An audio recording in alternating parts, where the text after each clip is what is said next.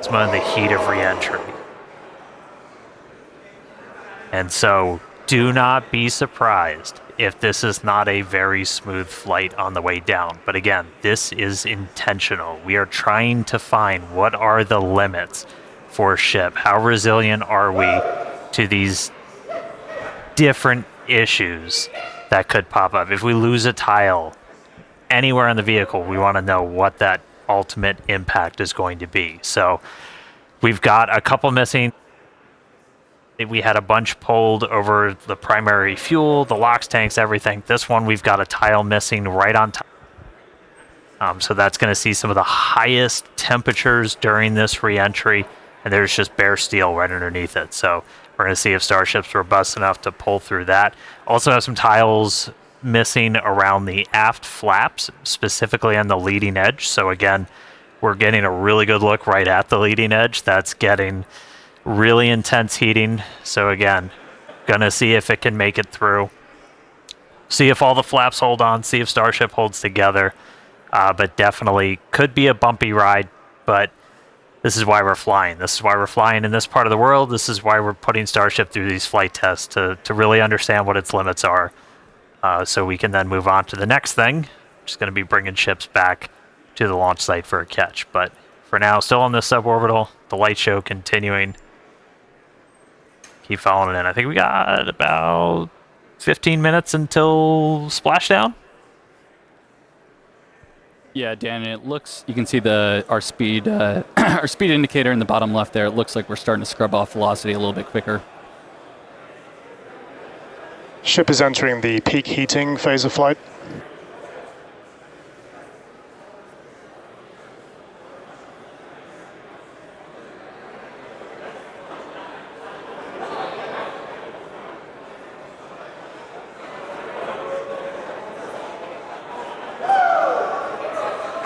Looks like we can see some clouds down there as we pass through 70 kilometers altitude. Yeah, the sun's starting to come up again. Ooh, there we go. There we go.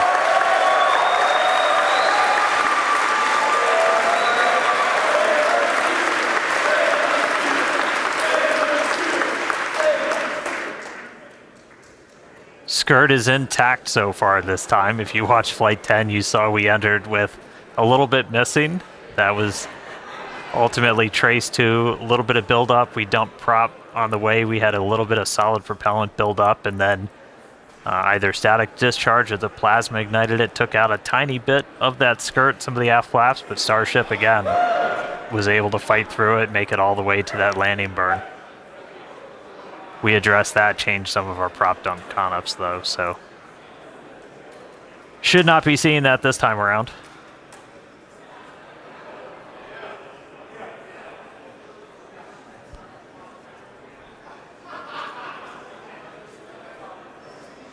And as a reminder, in addition to these missing tile tests, we're doing kind of a unique flight on the way in. It's going to do what we call a banking maneuver. So while we're still going supersonic and even hypersonic, we're doing kind of a banking turn.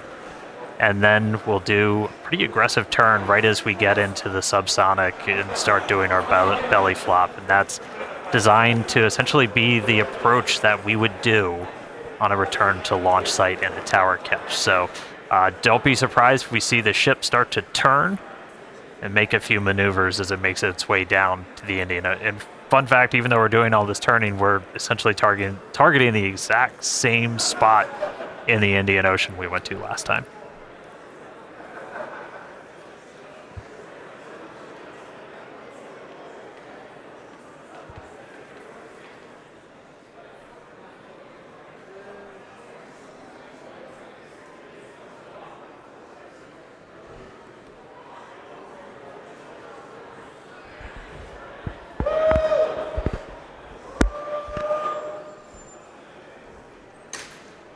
All right, just about 12 minutes to go. Still looking good. That gives a pretty good view of those aft flaps where, again, on the leading edge, I think it might be on the one on the other side, we had some tiles removed with no backups behind it. So again, we're really trying to stress some of the the most sensitive areas around Starship, where basically if you lose a tile, it's the worst possible spot. And if we're able to make it through this, then that tells us quite a bit about just how resilient this vehicle is.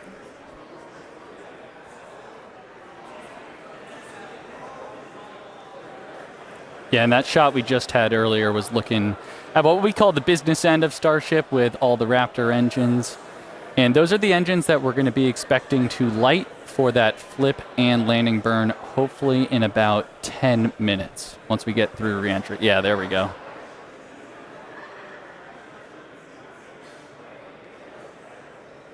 Yeah, looking at E3, that's the one. It's the one we did the relight on. So it's 2 for 2 so far. We'll see if it can go 3 for 3. Yeah.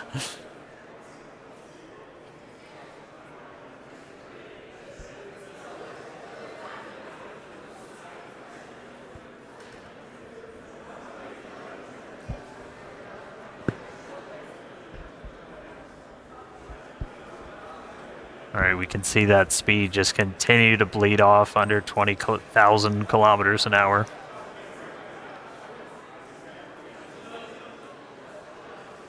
Ship still holding together.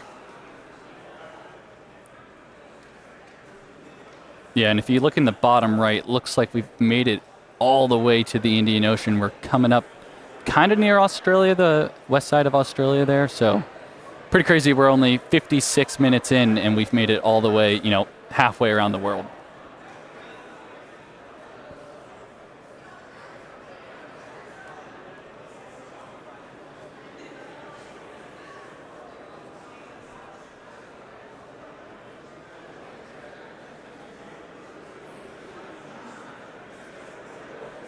It's actually a good demonstration of a future capability we hope to have on Starship where we will do point-to-point transport on Earth. So essentially travel anywhere in the world in about an hour or so, which is going to be pretty crazy. Imagine going from New York to Sydney in 1 hour instead of the 20 hours it takes currently.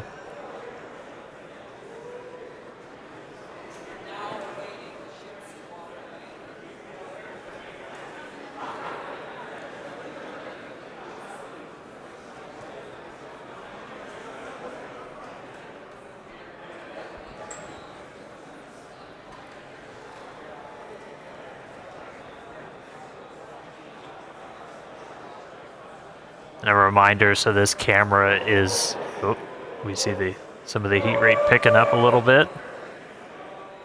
And this camera is embedded right in the end of one of those forward flaps, so you see it moving around. That's the flap adjusting to maintain control. Looks like we're getting into our bank maneuver.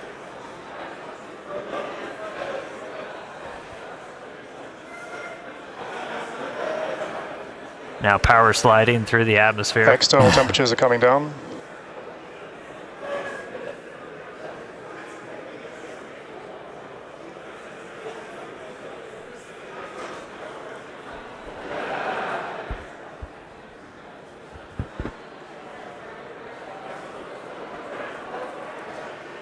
Vehicle is now at maximum dynamic pressure.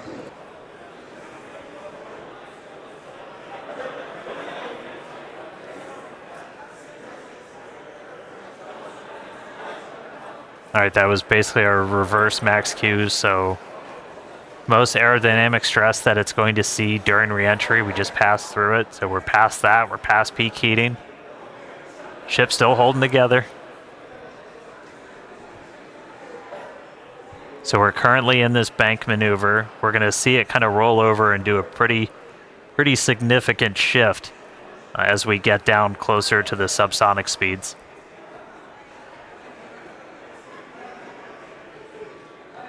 Yeah, and that bank maneuver that Dan's mentioning is all in part of us to learn about the guidance, navigation, and control for return to launch site missions.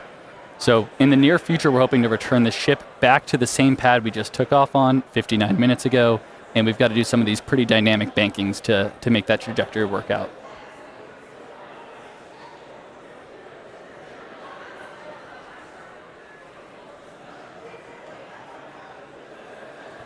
All right, the light show kind of calming down as we're starting to move into the lower parts of the atmosphere. We should hit transonic, so hitting that transition between moving faster than the speed of sound and below the speed of sound in just about 3.5 minutes. Our landing burn should happen right around an hour and 6 minutes after launch, so we should be just about 6 minutes away from that. You can see lots of daylight. Everybody cross your fingers, see if our range team was able to get out there and provide any surprise views as Starship makes its way down. Oh, it's like they heard me.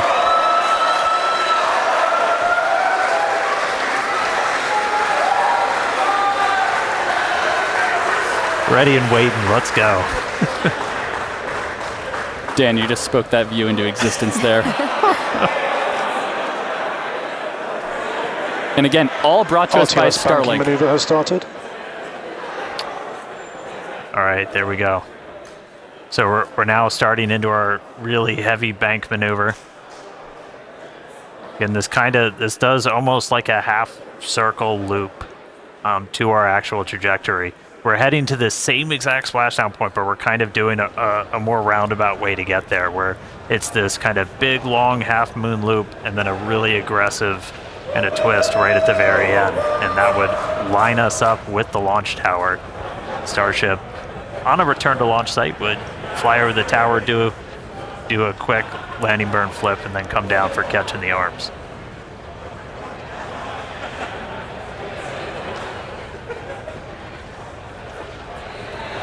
How about that S38 decal there, staying strong on that view we just had? Good to see the numbers back on. Yeah. All right, should be hitting transonic in about 2.5 minutes. Landing flip coming up in about 4. Pretty clouds there in the Indian Ocean today. Again, yeah, we changed our launch times. We launch in the evening now, so we get these daytime views down in the Indian Ocean. One of the things we're really looking for, the reason we have the drone, other than, yeah, that looks really cool, is we're able to kind of see the ship. We can only see so much from these cameras. You can't see like the vast majority of the heat shield, so we throw these buoys out there. We've got there's... You spoke it again, Dan.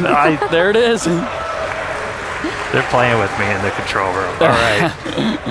But we have these buoys out there. We have these drones that we're trying to see externally how the heat shield held up.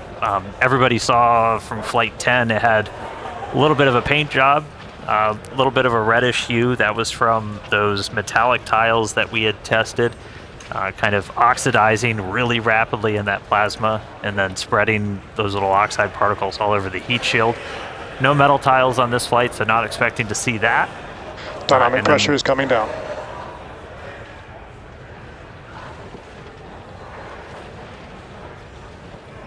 Hope nobody gets seasick. All right, coming up on transonic shortly. About 2.5 minutes of landing burn. Yeah, and once we get to around the 15-kilometer altitude mark, that's where we have a lot of flight history. Starship is transonic, starting the belly flop phase of flight. Yep, that belly flop phase that we perfected in the suborbital campaigns, we're entering that now.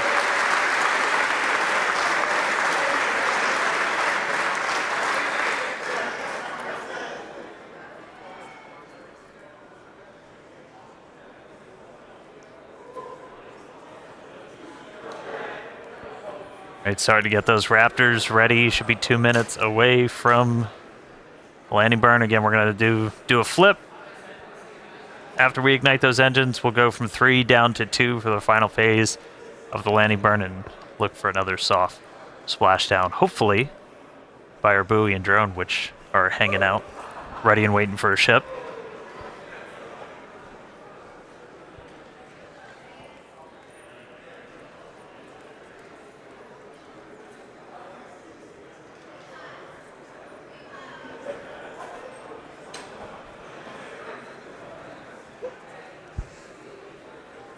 Seeing all 3 center engines have entered the chill phase.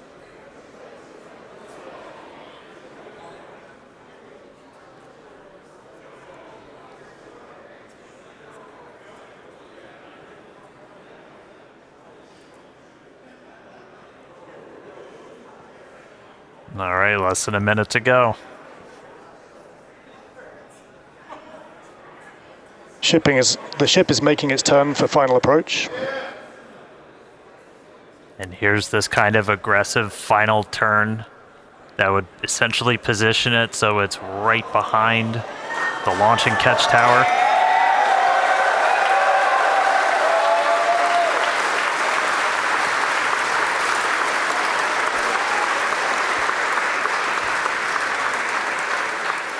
Flaps holding strong.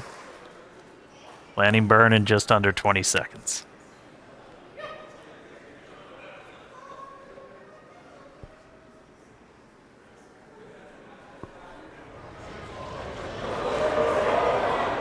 Ship landing startup.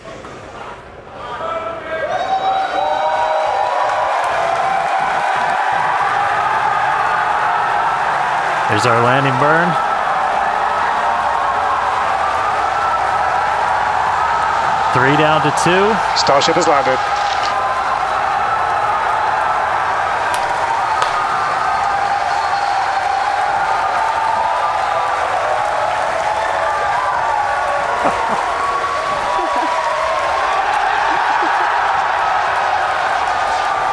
As we said, we're not planning on recovering the ship today. Hey, welcome back to Earth, Starship. We are down in the Indian Ocean.